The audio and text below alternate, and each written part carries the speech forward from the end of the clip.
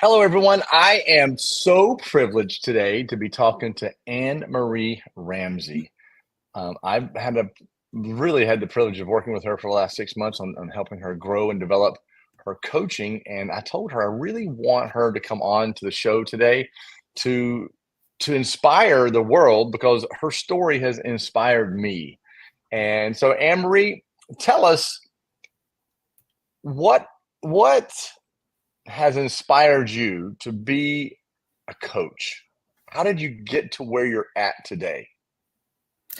Well, first of all, Todd, I'd like to say thank you so much for having me. I really appreciate it so much. And to answer your question, so I had gone through breast cancer back in 2018 and went through a pretty aggressive protocol and treatment series. And so by the end of it and getting through it, I was really inspired to help others because I don't think our medical system does a great job Mm, with dealing with the emotional effects of having breast cancer, either going through it or post treatment. And so I really wanted to serve and help be of support for those that are going through it, as well as their family members and even those in the medical community, like RNs, for example, who are administering the treatments and protocols, because it can be challenging on both sides. well, and I'll say this in our last coaching session, you mentioned that I think I want to add in the people who are actually treating the individuals. Hmm. Tell me how that came about because we've been working together for a bit now, and I've never heard you say that. So, what happened to make you go? There's more than people that just with the diagnosis that need help.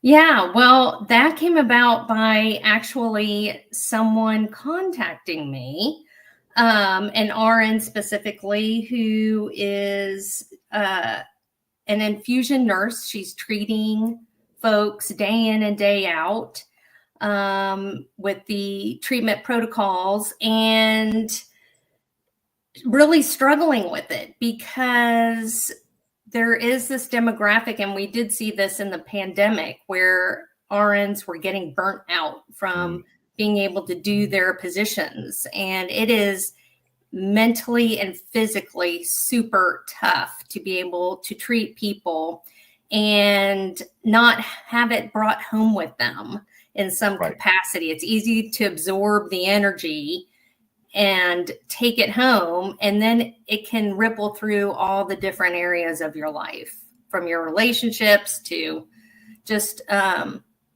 doing your daily duties. It can really weigh on a person. So Well, let me ask you this: someone gets a diagnosis today, and they call Anne Marie. What's what's your first steps in coaching somebody when they go, Emery, I just got this diagnosis today. Holy cow.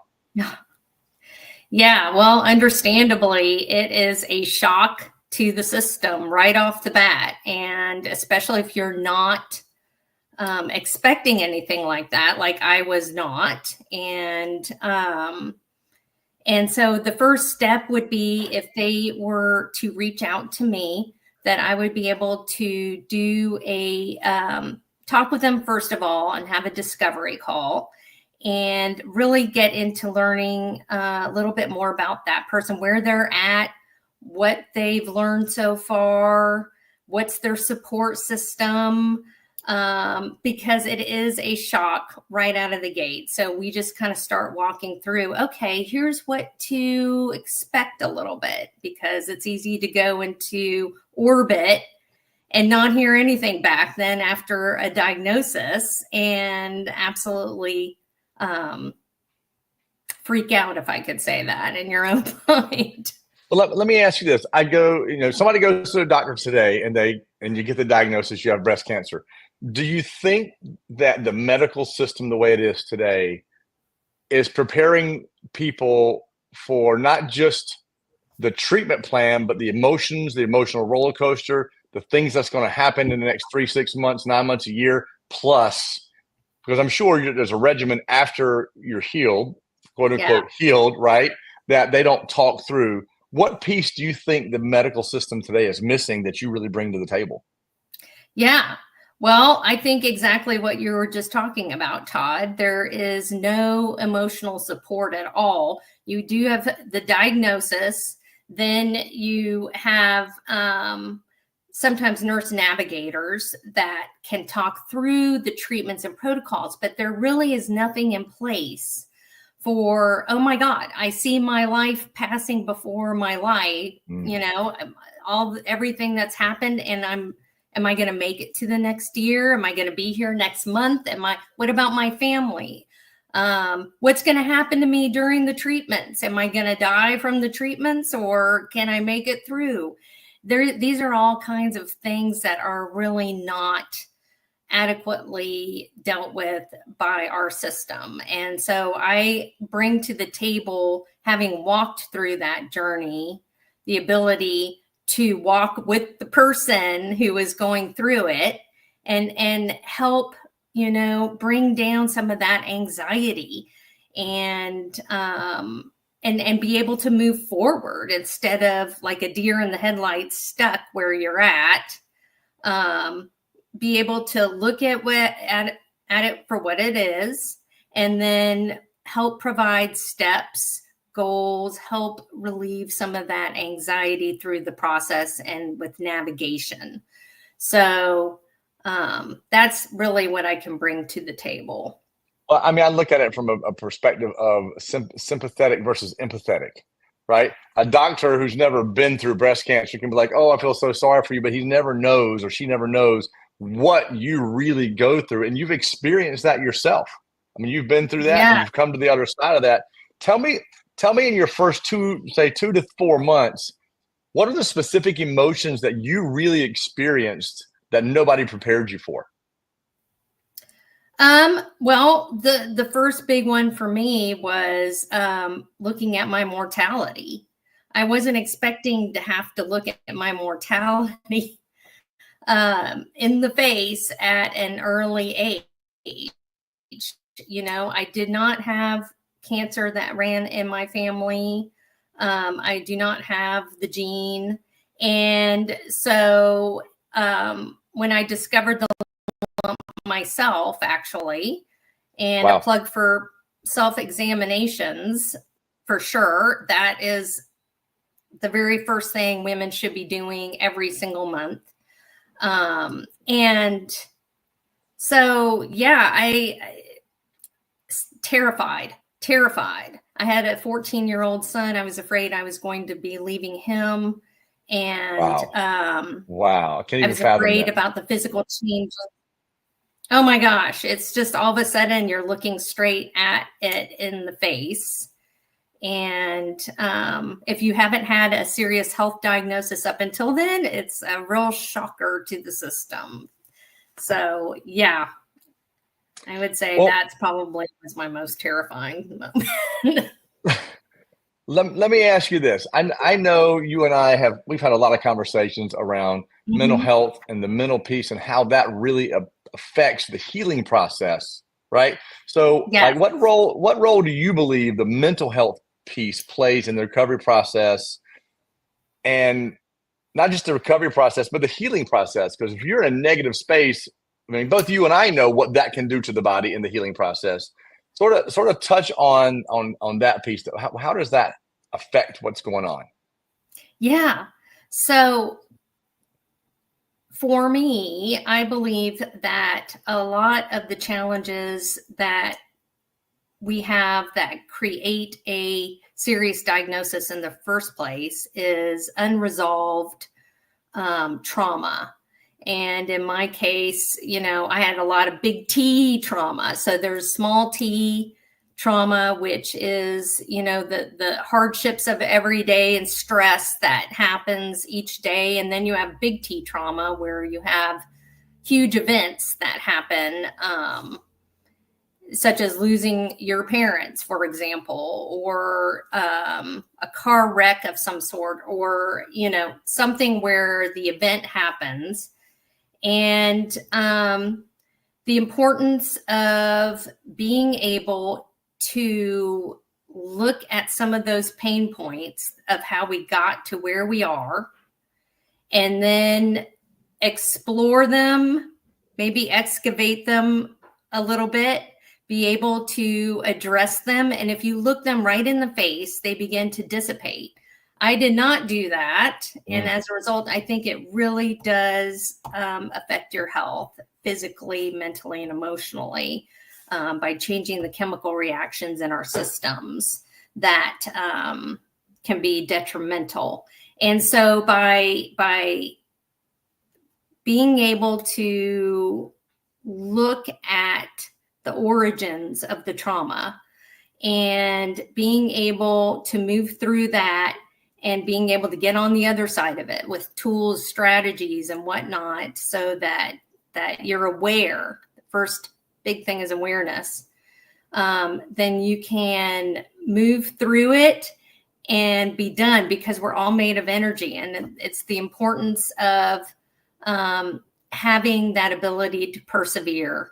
And the human spirit does an amazing job of that. But sometimes we just need a little help along the way to get to the other side. But if you can move through it, then you have,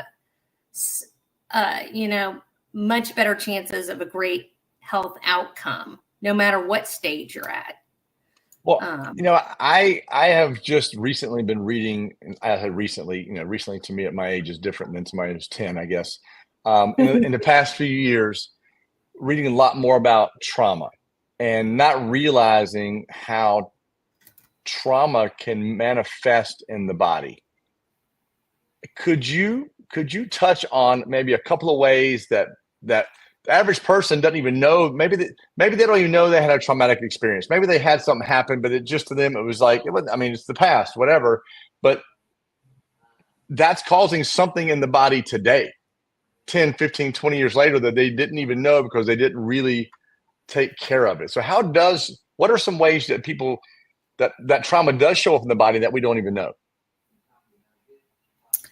Well, let's see. For me, and using my example, so when I was diagnosed, I actually thought I was at more or less the top of my game. I was feeling good. I was working out. I was had a good job. I thought, oh, check. There shouldn't be any issues. And then, oh, boom, I get the diagnosis. And so I was like, okay, what in the world happened here that led me to this point? And, with the big T trauma, I had told my husband's cousin at a family gathering, which was really interesting. 2 weeks before I found the lump, I had said to her, this other thing with my family, because I had a lot of family trauma, if I don't resolve this, I'm going to make myself really, really sick. Now, that was an intuitive hit that came out of nowhere. It just came out. And I was like, okay, so maybe I better figure something out. What I realized was that I was completely full of bitterness. There was a lot of resentment. I think I was dealing with some internal rage, but on the outside, I was just smiley, fun, and go in and do my job and all of this. But I really wasn't dealing with the inner energy I was feeling. It was staying within me. Right. And as I said and mentioned before, we're all energy. So energy moves.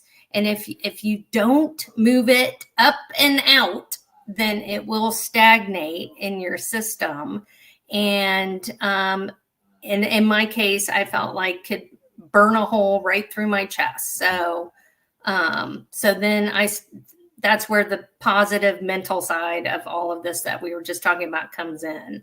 learning to release it, let it go, and move on and have a better mindset. So that, I think, is the ticket, but that's how the trauma was showing up for me.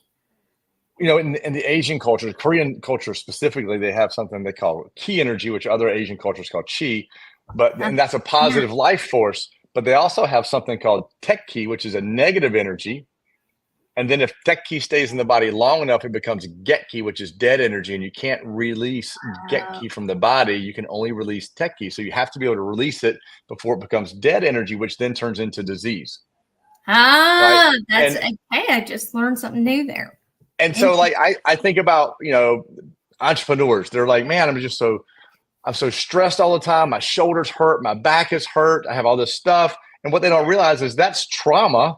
Yeah. And they just think it's stress. And that's actually trauma that's got to be released, or it's going to lead to something bigger that they don't know about. But we're not taught. The medical world today doesn't tell you about that kind of stuff. No. Yeah. No, the medical system basically takes care of more or less the symptoms that you're having, but does not address the actual root cause of why something starts in the first place.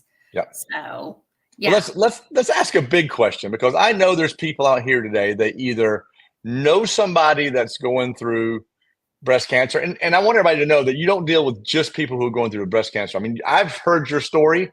You work with people who have lots of different types of capital T trauma, right? Like, and I don't mean capital T, I mean like big capital T, right? Right.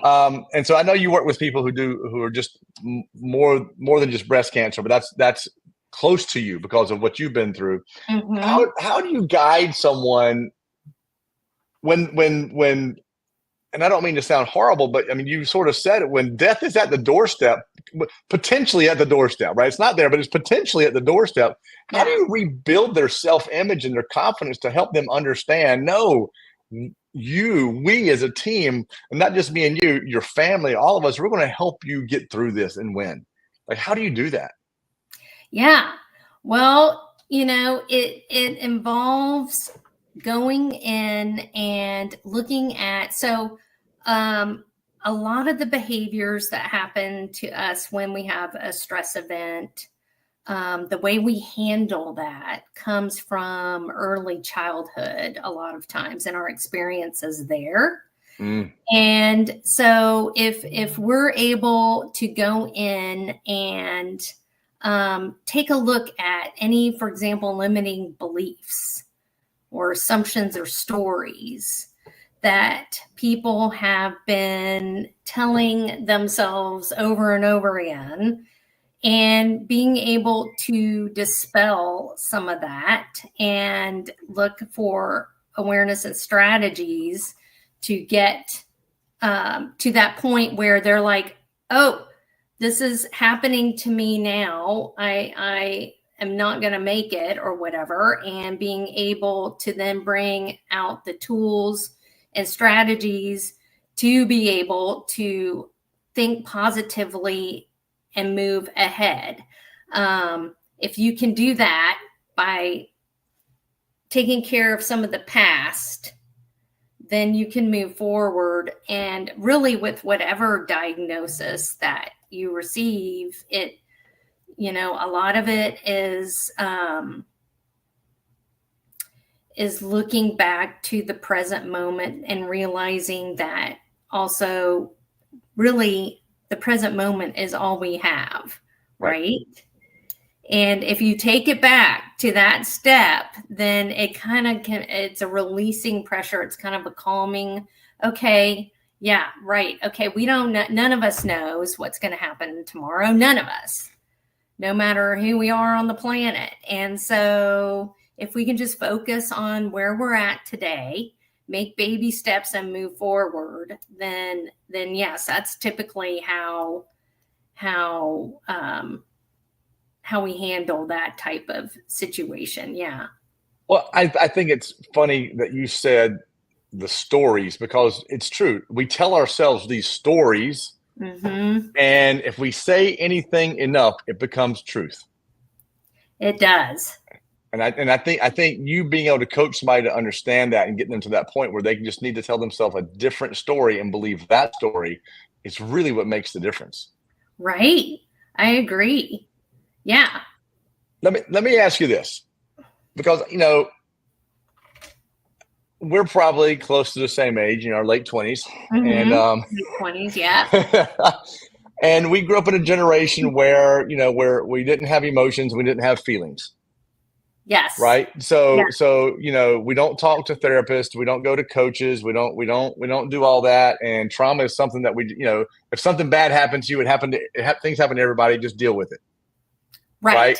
And, I think science has come to a position where now we're like, no, that's just not how it works. What are some big misconceptions about trauma that you have encountered, working with people or talking to people? Well, let's see. So what's interesting about your question is, yeah, you are exactly right. We grew up not being able to go into our feelings, but the thing is that we are synergistic. We're a whole. So we're body, mind, and spirit. And so I think, when people are dealing with the trauma, and the big misconception is, oh, well, it doesn't affect anything else that's happening in my life. It's just maybe physical. Maybe if I just go run, that will take care of it. And they're not considering all of the pieces that go into it. And I had a doctor one time who really exposed me to getting this concept in my head that all those things need to be together.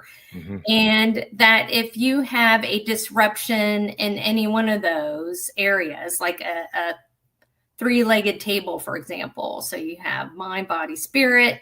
If you injure one of the legs, well, the other two areas will compensate for a certain amount of time. But if you don't fix the third leg, then you'll start to see demise happen, either mentally or physically. Things start to break down. So you have to make sure that you are addressing each of those areas equally, in order to keep it strong. So yes, I think that's one of the big misconceptions out there. And that you don't need to feel your feelings. We can just, right. Right. Just tuck it down, push it down, push through it. That's right. Push it down. And that is really, that is not correct. What I'm learning is you really do need to learn to feel. And that's one thing that I've been working on and continue to work on. And it's something that's so important towards healing and being able to move through stuff, because your body is definitely keeping track of those feelings. Well, I know you and I know we both believe there's definitely a place for the medical system today, right? I mean, obviously it works. It has a lot of great features. Yes. But to the point we've had discussions before, it really sometimes put band-aids on the problem and doesn't solve the root of the problem. And this past January, my mom passed from lung cancer. And we go to the oncologist, and my first conversation with them before my mom even gets to the room is, you're not going to give her a termination date, because I know what statistics say. If you give them a termination date, people will fall within a few days, like 95% of the time. Yes. I said, so if you give her a termination date, me and you're going to have some words, and you're not going to appreciate what I'm telling you. And he was like, understood. And so I was like, I also want to talk about my mom's diet, because I understand what sugar does, and sugar manifests in the body and how it creates disease. And right in front of my mom, when I asked the question, I'm like, hey, doc, I'd love to talk to my mom about maybe reducing sugar in her diet and how that affects disease and how that feeds cancer. Yeah. And he was like, well, I don't necessarily believe that diet has any impact on disease and cancer, and my jaw just dropped on the floor. I'm like, I mean, he's a fairly young doctor. He looks like he's in his 40s. He's not a 90-year-old doctor who hasn't read a study in the past 10 years. Like, I don't. Wow. And so this is sort of my disdain to the community itself is, why are we not looking at fixing the root problems, which is diet, mental health, and exercise? Give me a little bit more insight on how you like, really talk to me about how you feel about what the medical system can do better for us. Yeah, well, I think that is a point taken, that the medical system, so they could do better with having the dietary thing figured out. Our Western medical system, so on average, I think every doctor that I have talked to who has gone through the Western medical system has only had 4 hours of nutrition training in their residency. 4 hours. 4 hours. 4 hours. So it is not something that is focused on at It's ridiculous. all. And it's ridiculous. And so that explains probably why your doctor was like, I don't think diet has anything to do with it, because he never learned anything about it. But diet is hugely important, especially within a cancer diagnosis. Yeah, it has been found that sugar does feed cancer. That's what it is looking for. Those cells are looking to be fed by that. And so it's really important to start taking a look at the various areas and changing what you can. Now, you don't have to change everything all at once. You can do it by baby steps so you don't overwhelm yourself.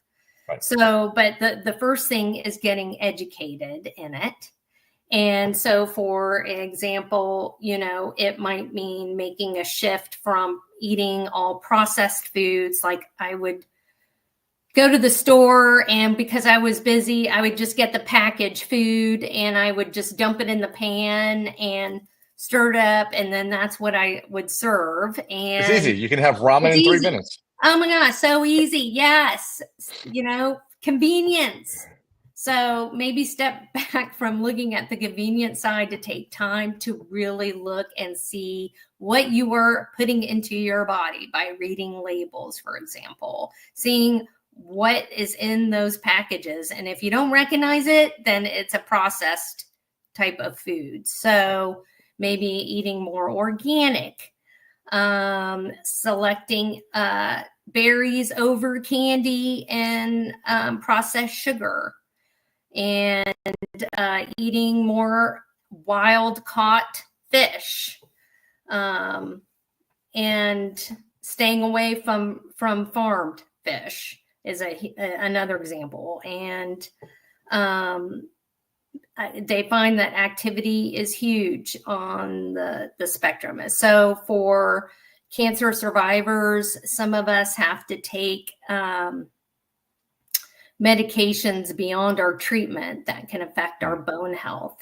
And so going out and learning to lift weights 3 times a week or more and getting regular exercise, though, things like that will help the bone density. It will help decrease recurrence out there, which I know is probably the scariest word on the planet for a cancer patient.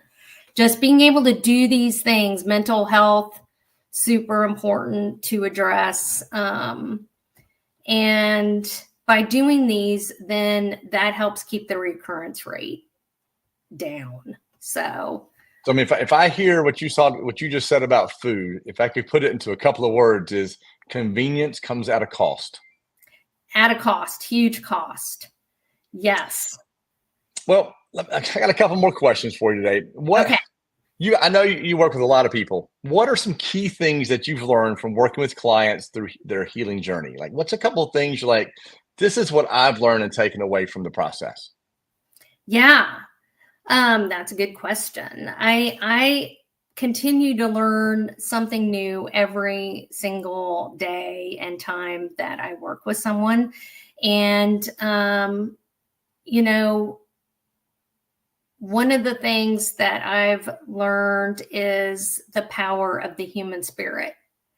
So once we get a shift going in terms of someone who's feeling down, frustrated, or depressed, and watching their human spirit kick into gear, and working with them, and then just seeing the power that they can bring to their lives for change for the better is been amazing. It's per near everyone I've talked to, while nobody wants to be in this particular club or go through it, comes out with, okay, this actually was more of a gift to me than anything. And now I'm able to prioritize what is really important to me and go after it, because life is short overall, right? And it's too short to be messing around with and not living it the way you would like to live. So that's been for me, seeing people come through that process has just been absolutely just fantastic to me. It just and feeds my heart, and I love it. Let me ask you one more thing, and we'll wrap it up. What is your message of hope or your message of encouragement for anyone out there going through similar struggles or something traumatic? Like, what's your message to them today, saying, no, take this away from today, because I know you can get to the other side of this? Yeah, that never stop. Never stop. Go forward. Persevere. The human spirit is a persevering mechanism there. And I will say, people that go through this, that come out on the other side, whether they have stage 1, 2, 3, or 4, they realize the importance of life and living it. So the body is extremely resilient. And I can say sometimes even going through the process and looking at myself in the mirror, which scared me sometimes, and scared my son too. But he was, I was like, this too will pass, and it does, and usually emerge with some new amazing life as a result of the process. So yes, do not give up. Never, never, never give up. Awesome. Now, I know you have a very simple process for anybody that wants to either get in touch with you or talk to you. I think what you've come up with is a little questionnaire and like a 15 or 20-minute interview to see if you're a good fit to work with anybody. Because, I think you and I both know finding the right coach, the right person who you mesh with. You just can't get on the phone and say, oh, you're a therapist, let me talk to you. It's finding that right person. Absolutely. Is the email we have up here, Anne-Marie at celestialnorthcoaching.com, a great email for people to reach out to and say, hey, I want to learn more about you. I want to learn more about what you do. Can you send me the questionnaire? Can we do a 15-minute discovery call? Yes, absolutely. So they can email me right there, Anne-Marie at celestialnorthcoaching.com. And I'll be able to answer your questions. And absolutely. So that's a great way to do it. Awesome. Anne-Marie, everybody listening, Anne-Marie, I've had literally the privilege of working with her for like the last 6 months. Her knowledge is extensive. I mean, I've learned a lot about trauma, just helping coach her to where she's going with what she's doing. And don't think if you just are going through breast cancer, or you work with people with breast cancer, or you work with people who have cancer, that Anne-Marie can't work with you. If you've got any capital T and bigger experiences, Anne-Marie can help you. So please reach out to her on her email, and I promise you she will take better care of you than anybody that you can know. I mean, she comes from a place of empathy, because from her backstory all the way up through her breast cancer diagnosis, she's been through it all. Literally, she's been through it all. So she can understand. Anne-Marie, thank I you for being appreciate on the show today. I certainly appreciate you being here and sharing your message, because Oh, sometimes these messages are not easy to share. well, I sure appreciate your taking the time, Todd, to help educate out there. And yes, Awesome. I'm Thank you happy to so help much, make a Anne-Marie. difference. Thank you. All right.